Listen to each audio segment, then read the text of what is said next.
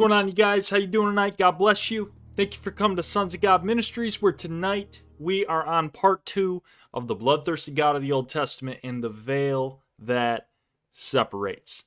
Guys, beyond further ado, we are going to be talking about some very interesting things tonight that starts with the book of Genesis.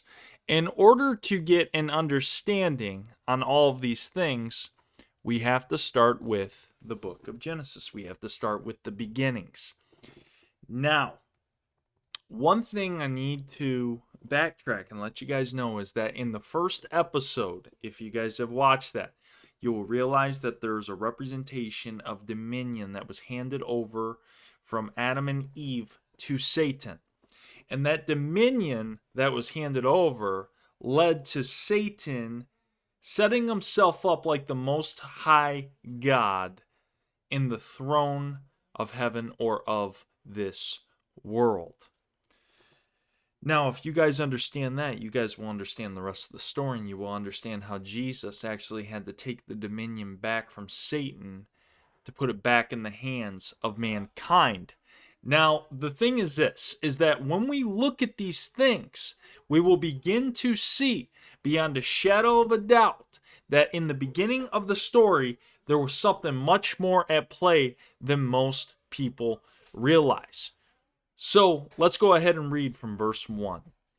In the beginning, God created the heaven and the earth. And the earth was without form and void, and darkness was upon the face of the deep, and the Spirit of God moved upon the face of the waters. Now, I want to let you guys know something. This is from my own understanding, what I believe is occurring in Genesis chapter 1. Anything else besides that is subjection to belief. What I mean by that is this. I'm not saying that this is the exact way things happened, but according to my understanding of the text and understanding what was really going on between Genesis 1 and Genesis 2, there are two creation accounts.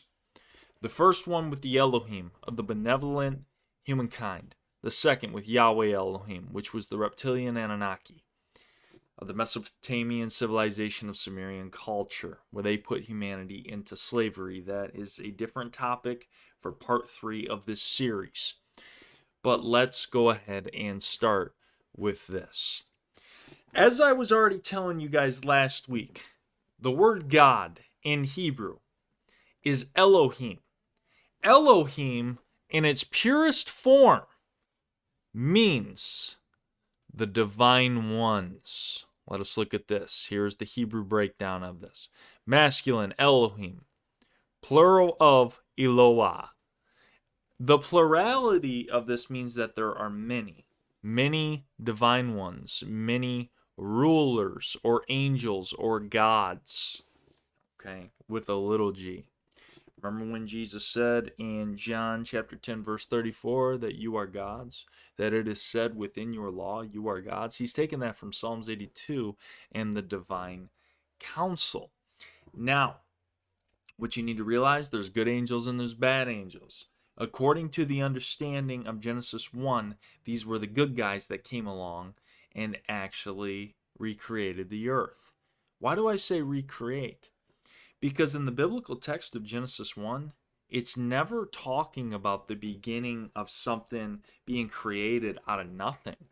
What Genesis 1 is actually talking about is molding something into something that wasn't there before, in the concept that there was a cataclysmic war or something ended up occurring where things were thrown off to the point where when the Elohim came in, the divine ones, they went ahead and terraformed the earth. They terraformed it. They went ahead and took it and they created it in the image that they figured it should be created into. These were the benevolent ones. These were the Elohim. The ones that followed the true God is according to my understanding of what these were. In Genesis 2, that is not the case at all. You guys are going to be blown away by that when we get into that next week. Now, with that being said, let us look at some of these words Let us go to actually this word created right here. What does this word created mean? It comes from bara. Genesis means bereshit. It means in the beginning. That's the name of the book. Bereshit, Genesis, in the beginning. Now, the word for create is bara. What does bara mean to do?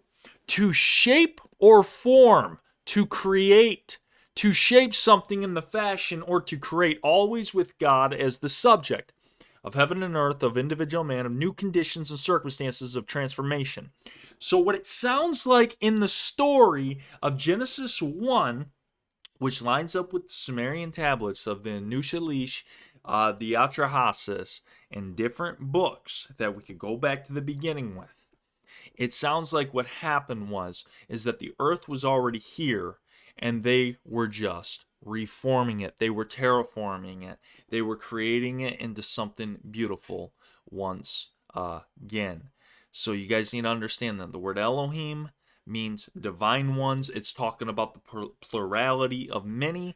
And the word create means to shape or form or to take something like clay and mold it into the image you want it to be in, pretty much.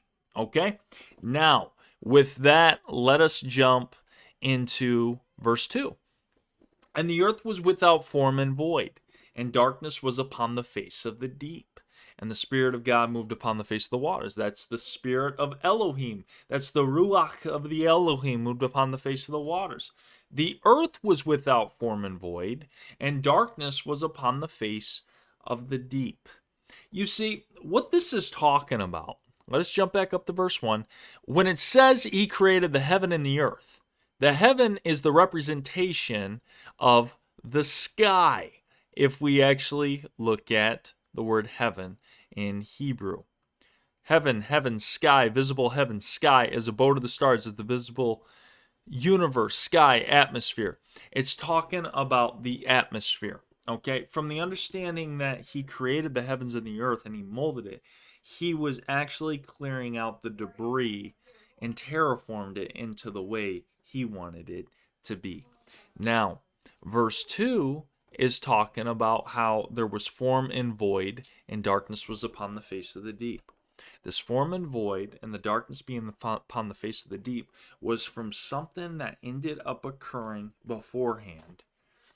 And this world was not created in the sense of out of nothing, but it was created in the sense of it being molded into something. When it says the Spirit of God moved upon the face of the waters, that's the Ruach of the Elohim. If you guys know anything about the fifth kind of Paul Wallace, he talks about this on YouTube, that the Spirit of Elohim that's being talked about, the Spirit of God, he's talking about how this was actually a spacecraft or a spaceship, which is really interesting when you look at it, because when we start to break these things down, it really starts to relate that there are good angels with spacecraft, and then there are fallen angels with spacecraft. And according to this, the things were good in the first creation account of Genesis 1. Okay? As we keep on going, we start to see how God saw the light and it was good. The Elohim saw the light and it was good. And Elohim divided the light from the darkness. If you break the Hebrew down and you start to look at these things, it does not look like a creation account that, oh, I'm just going to put this here and that there and now. No, the Bible story is talking about the molding of something that was already there from a cataclysmic war. Now, if you look at the days and you start to understand these things, what they're doing is they're creating it in an image that will be suitable to not only mankind, but the animals around them. Okay?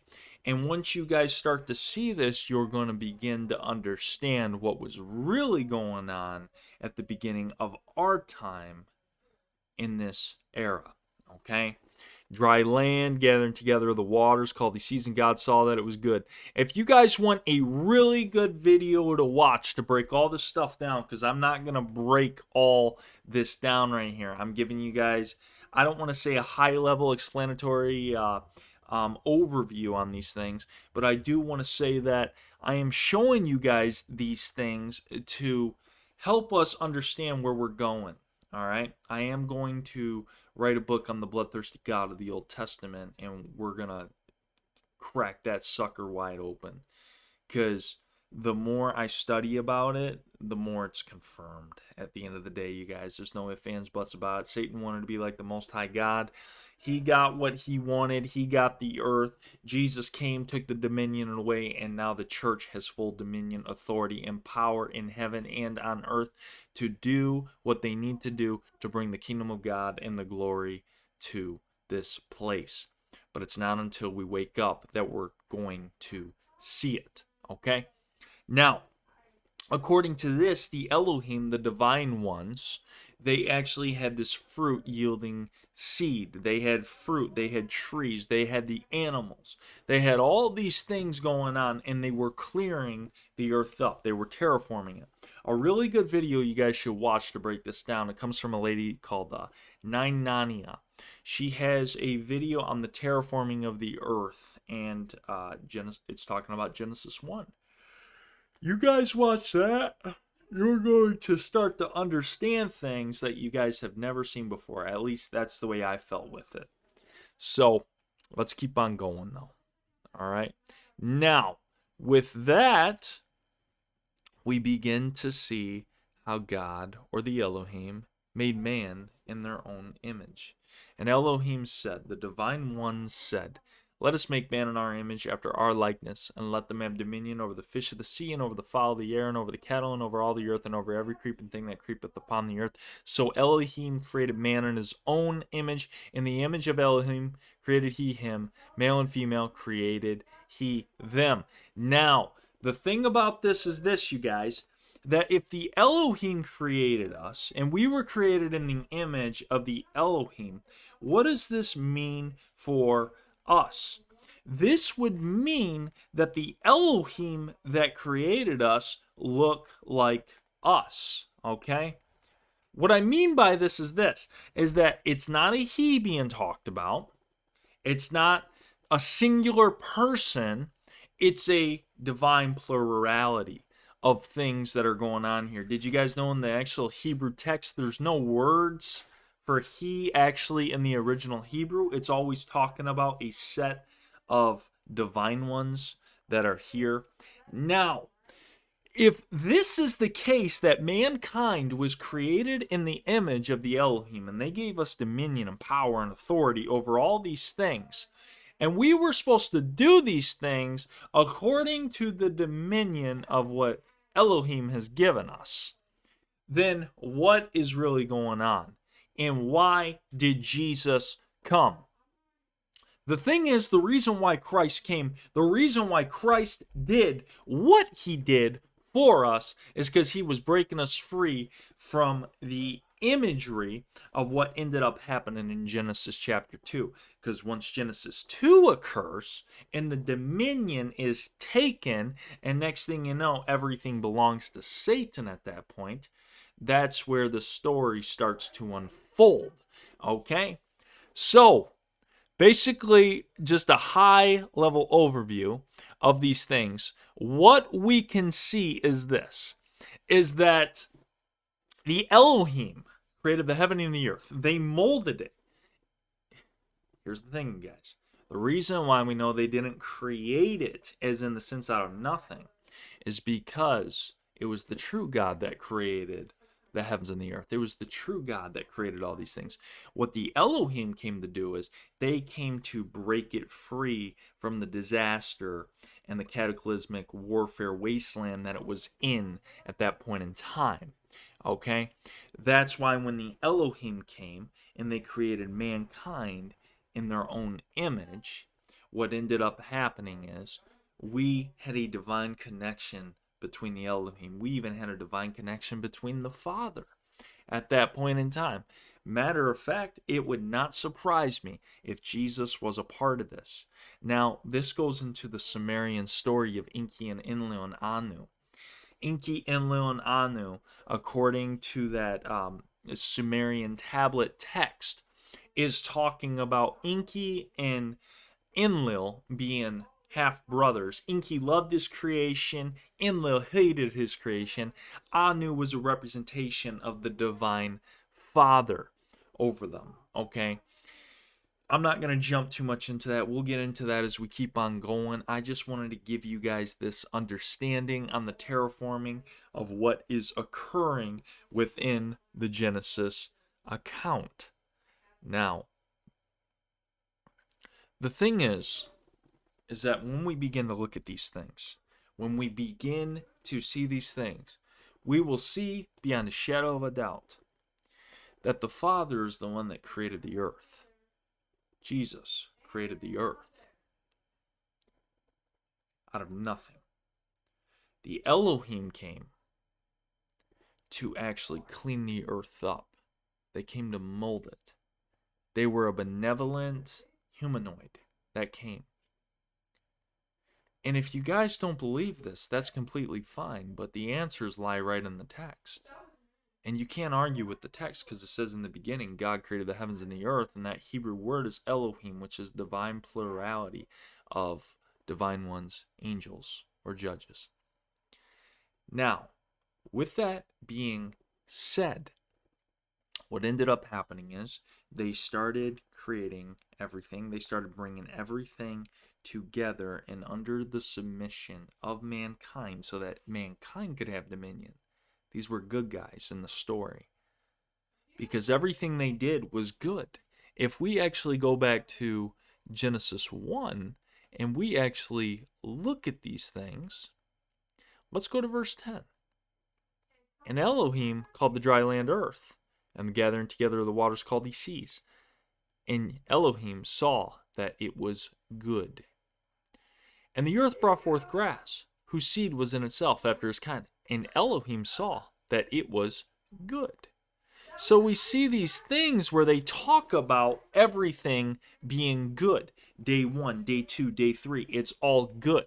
It's never anything evil. Yahweh tells you he creates good and he creates evil. And guess what? It isn't till the Genesis 2 account that Yahweh Elohim actually pops up. I'll show you guys right here. So right here, after the creation of the first Genesis revelation of the terraforming of the earth, what ends up happening is after verse 4 and 5, the Genesis 2 creation comes in, because now in verse 7 it's talking about how the Lord God formed man of the dust. In Genesis 1 it was talking about God or Elohim. Here it's talking about Yahweh Elohim. And we're going to be talking about this here very soon. Actually, next week we'll be talking about this. We'll be diving into this because this is where the entire story of Israel lies. Israel, Isis Ra'el. There's more to the story, like I said, you guys. At the end of the day, the main thing is this. The ones that came at first, they sound like the good guys. They had to be the good guys. They didn't do anything that would make them hate us. They didn't hate us. At this point, they were probably our brothers and sisters. And the Father gave them divine rule to do what they did. Until Satan comes in. And he tries to copy. And he tries to mimic the creation of what the true God was doing with the Elohim. You see, always, within the story of the Bible, within the story of mankind, God does something. The Father does something. The good ones do something, and then the evil one comes in and he copyrights it. Why do you think Jesus talks about the wheat and the tares? The wheat and the tares, they look the exact same. But it isn't until the end of the age that the tares are plucked up and thrown into the fire and the wheat is gathered into the master's barn. Why is that? Because Jesus was coming to show us that the tares and the wheat look almost exactly identical, almost in nature. because all Satan has to do is he has to tell you something, and he'll tell you the truth, but he'll twist it just a little bit, which is exactly what the false ministers of light do within the Bible, what they do within the Word of God. Guys, without further ado, this is the revelation on the Elohim. This is the revelation on the terraforming. This is showing you right here, beyond a shadow of a doubt. You look at the words in Hebrew, you will see that the word is Elohim, divine ones, and it's not to create something out of nothing. It's to actually mold it into the image God wanted it to be in. Now, without further ado, since we talked about that, look at this. Who are the Elohim in the Bible? Elohim, singular, Eloah, God, the God of Israel in the Old Testament. That is not true. Because guess what? Jesus was Elohim. The Father was part of the Elohim. Satan is Elohim. Why do you think in Genesis 1 you have Elohim, and then Genesis 2 you have the Yahweh Elohim? Yahweh Elohim are the destructive Elohim. That's what Yahweh means, is destruction. Why do you think Jesus says broad is the way that leads to destruction and narrow is the way that leads to life? If we broke that down, broad is the way that leads to Yahweh and narrow is the way that leads to Jesus. I pray that you guys are seeing this. Now, if you guys would like to support this ministry, I'm going to go ahead and put the link in the bottom of this YouTube page. It's going to be right there. It's going to take you straight to the website, and you guys can give from the charity of your heart, in other words. You don't have to. You can if the Lord lays it on your heart. If this ministry has been a blessing and what we have been talking about has really started to make sense and bring some things together and bring things to light that you guys have never seen before, then please support this ministry. Only if it be the Father's will in your life to do so. This is Genesis 1 and the terraforming of the earth. In Genesis 2 and 3, which we will combine next week, we will be talking about Satan. We will be talking about the seed of vipers, the offspring of the serpent that John the Baptist and Jesus exposed within the revealing of the Son of Man and the Son of God himself. So God bless you guys. I love you, and you have yourself a great night.